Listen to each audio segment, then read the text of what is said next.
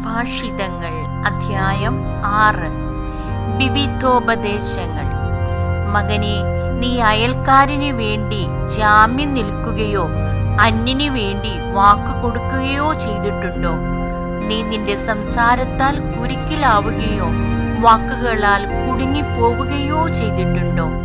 എങ്കിൽ മകനെ, നീ അയൽക്കാരന്റെ പിടിയിൽ പെട്ടിരിക്കുന്നത് കൊണ്ട് രക്ഷപ്പെടാൻ ഇങ്ങനെ ചെയ്യുക.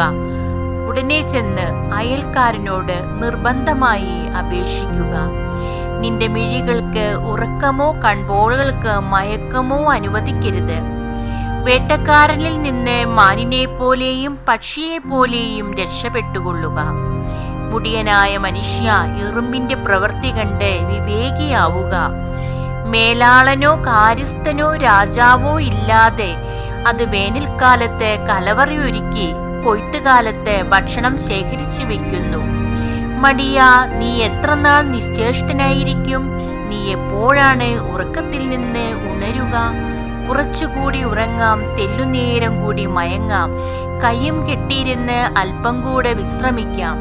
ഫലമോ ദാരിദ്ര്യം വഴിപോക്കനെ പോലെയും ദുർഭിക്ഷം കൊള്ളക്കാരനെ പോലെയും നിന്റെ മുൻപിലെത്തും. നിർഗുണനായ ദുഷ്ടൻ കുടില സംസാരവുമായി ചുറ്റി നടക്കുന്നു.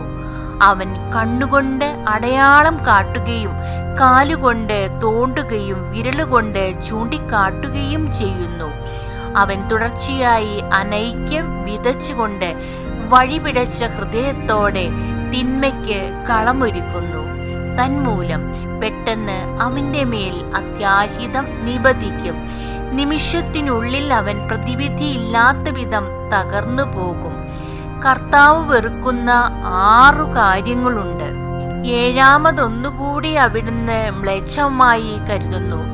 ഗർവ് കലർന്ന കണ്ണ്, വ്യാജം പറയുന്ന നാവ്, നിഷ്കളങ്കമായ രക്തം ചൊരിയുന്ന കൈ, ദുഷ്കൃത്യങ്ങൾ നനയ്ക്കുന്ന ഹൃദയം, തിന്മയിലേക്ക് പായുന്ന പാദങ്ങൾ, അസത്യം പറഞ്ഞുകൂട്ടുന്ന കള്ളസാക്ഷി, സഹോദരർക്കിടയിൽ ഭിന്നത വിതയ്ക്കുന്നവൻ.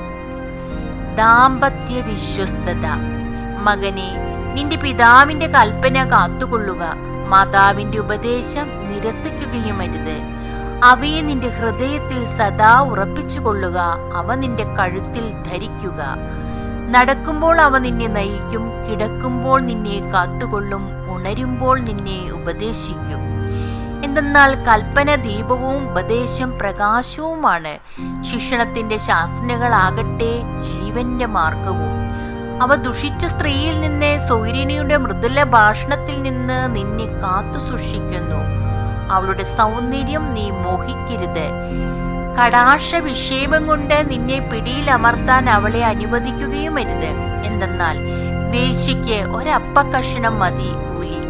വ്യഭിചാരിണിയാവട്ടെ ഒരുവന്റെ ജീവനെ തന്നെ ഒളിവിൽ വേട്ടയാടുന്നു. ഉടുപ്പ് കത്താതെ മാറിടത്തിൽ തീ കൊണ്ടു നടക്കാൻ ആർക്ക് കഴിയും?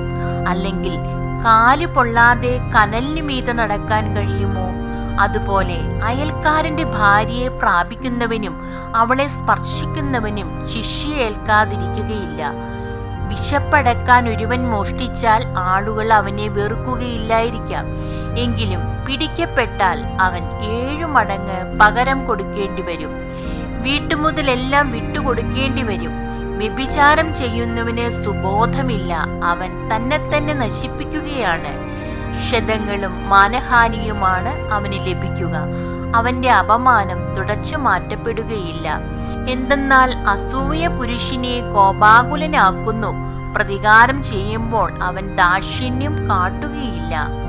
അവൻ നഷ്ടപരിഹാരം ഒന്നും സ്വീകരിക്കുകയില്ല. എത്ര വലിയ പാരിതോഷങ്ങളും അവനെ പ്രീണിപ്പിക്കുകയില്ല. ദൈവമേ, സ്തുതി അങ്ങേക്ക് യോഗ്യമാകുന്നു.